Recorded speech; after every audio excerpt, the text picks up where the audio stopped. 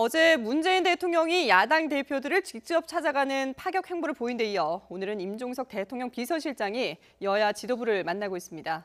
여소야대 국면 속에서 대선에서 승리한 민주당은 집권 여당으로서 통합과 협치를 강조하고 있고 야당은 대선 패배에 따른 당 수습 방안을 놓고 고심하고 있습니다. 국회로 가보겠습니다. 박광열 기자. 네, 국회에 나와 있습니다. 네, 비검찰 출신 민정수석 그리고 사상 첫 여성 인사수석 등 오늘 2차 인선안이 발표가 됐는데 여기에 대한 정치권의 입장은 어떻습니까? 네, 먼저 여당인 더불어민주당은 젊고 개혁적인 청와대의 출발이라며 높이 평가했습니다. 윤관석 수석 대변인은 검찰 출신이 아닌 개혁 성향 교수를 민정수석에 임명해 권력기관 개혁을 바라는 국민 의지를 나타냈고 또 최초의 여성 인사수석으로 평등한 나라를 만들겠다는 의지를 나타냈다고 밝혔습니다. 향후 인선에서도 권위주의를 벗고 국민과 소통하는 대통령에 대한 국민의 기대를 잘 살려달라고 주문했습니다. 반면 국민의당 고현호 대변인은 친문 일색 인사가 될까 우려스럽다면서 통합이나 협치 정신과도 어긋난다고 지적했습니다. 앞으로 전국을 잘 이끌어가기만을 바란다면서 기대 반, 우려 반의 입장을 보였습니다. 바른정당과 정의당은 전반적으로 긍정적인 반응이었는데요.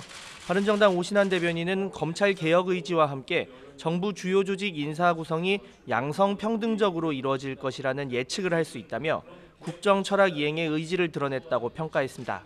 다만 인사에 있어 노무현 그리고 운동권이라는 공통분모가 반복되는 건 아쉽다면서 패권 정치로 귀결되지 않기를 바란다고 당부했습니다. 정의당 한창민 대변인도 정의로운 검찰과 여성의 국정 참여 기회가 확대되는 계기가 되길 기대한다고 밝혔습니다. 자유한국당도 조금 전 논평을 냈는데요. 국법법 위반 혐의로 6개월간 구속된 전력이 있는 조국 신임 민정수석이 법치와 원칙을 세울 수 있을지 우려된다고 밝혔습니다. 또 가족이 경영하는 사학법인이 상습 고액 체납자 명단에 들어가 있다면서 의문을 표시하기도 했습니다.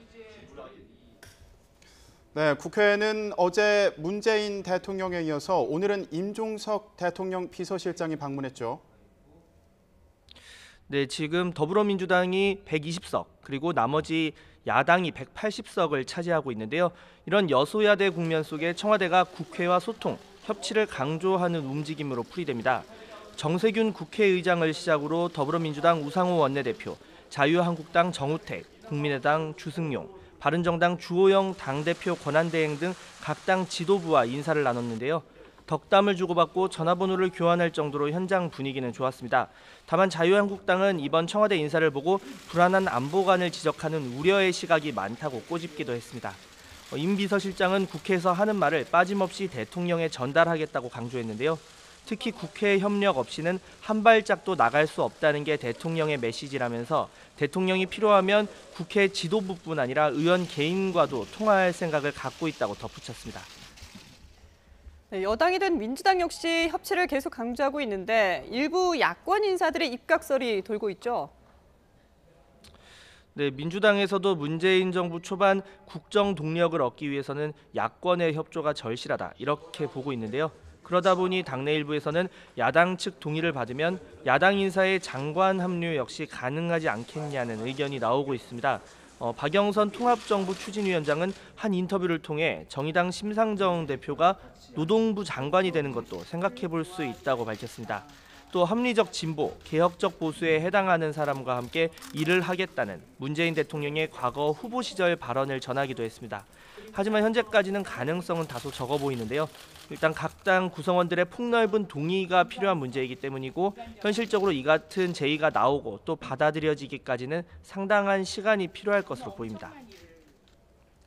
네, 야권은 선거 패배 충격을 최소화하고 또 앞으로 대정부 기조를 만드는 방안을 놓고 논의를 시작하고 있다고요. 네, TK와 노년층 지지를 바탕으로 2위를 차지한 자유한국당은 어제 선대위 해단식을 열었는데요.